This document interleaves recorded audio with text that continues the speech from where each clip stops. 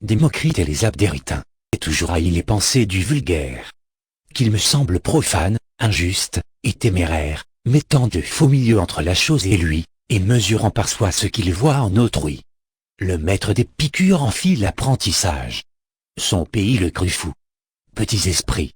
Mais quoi? Aucun n'est prophète chez soi. Ces gens étaient les fous, Démocrite, le sage. L'erreur alla si loin qu'Abdère députa vers Hippocrate, et l'invita, par lettre et par ambassade, à venir établir la raison du malade. Notre concitoyen, disait-il en pleurant, perd l'esprit, la lecture a gâté Démocrite. Nous l'estimerions plus s'il était ignorant. Aucun nombre, dit-il, les mondes ne l'imitent, peut-être même ils sont remplis de Démocrite infini.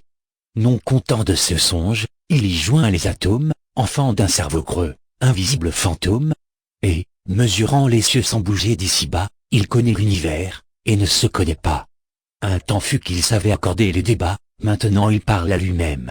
Venez, divin mortel. Sa folie est extrême. Hippocrate n'eut pas trop de foi pour ces gens.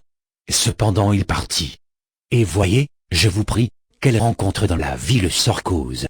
Hippocrate arriva dans le temps que celui qu'on disait n'avoir raison ni sans chercher dans l'homme et dans la bête qu'elle siège à la raison, soit le cœur, soit la tête.